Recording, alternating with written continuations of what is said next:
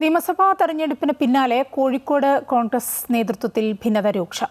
തെരഞ്ഞെടുപ്പിൽ പരിഗണിച്ചില്ലെന്ന് ചൂണ്ടിക്കാട്ടി DCC general secretary Nijesh Aravind സ്ഥാനം രാജിവെച്ചു. നിലപാട് എവിടെയും വ്യക്തമാക്കുമെന്നും അവസാന നിമിഷം വരെ പാർട്ടിയിൽ തുടരുമെന്നാണ് നിജേഷ് സമൂഹമാധ്യമത്തിലൂടെ പ്രതികരിച്ചത്. അതേസമയം രാജിയെക്കുറിച്ച് DCC പ്രസിഡന്റ് ഉൾപ്പെടെ പ്രതികരിച്ചിട്ടില്ല. തെരഞ്ഞെടുപ്പ് കാലത്ത് പാർട്ടി പരിഗണിച്ചില്ല എന്ന് ചൂണ്ടിക്കാട്ടിയാണ് DCC general secretary Nijesh Aravind രാജി നൽകിയിരിക്കുന്നത്.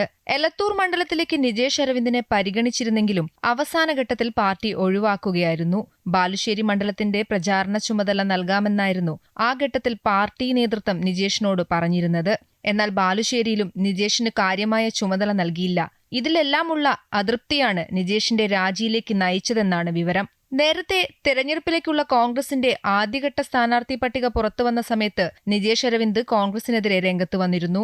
1000 തെരഞ്ഞെടുപ്പുകളിൽ സീറ്റ് നിഷേധിക്കപ്പെട്ടാലും സീറ്റിനും പദവിക്കും വേണ്ടി മരണം വരെ ഒരാളുടെയും പെട്ടിപിടിക്കില്ലെന്നും ഇന്നത്തേക്കാൾ സജീവമായി ഇവിടെ തന്നെ കാണുമെന്നായിരുന്നു അന്ന് നിജേഷ് അരവിന്ദ് പറഞ്ഞത്. നിയമസഭാ തെരഞ്ഞെടുപ്പിലേക്കുള്ള കോൺഗ്രസിന്റെ ആദ്യഘട്ട സ്ഥാനാർത്ഥി പട്ടിക വന്നതോടെ ഉത്തരം കിട്ടിയെന്നും വ്യക്തിപരമായി അതിലും വലിയ തിരിച്ചറിവുകൾ ഉണ്ടായെന്നും നിജേഷ് ആരോപിച്ചിരുന്നു.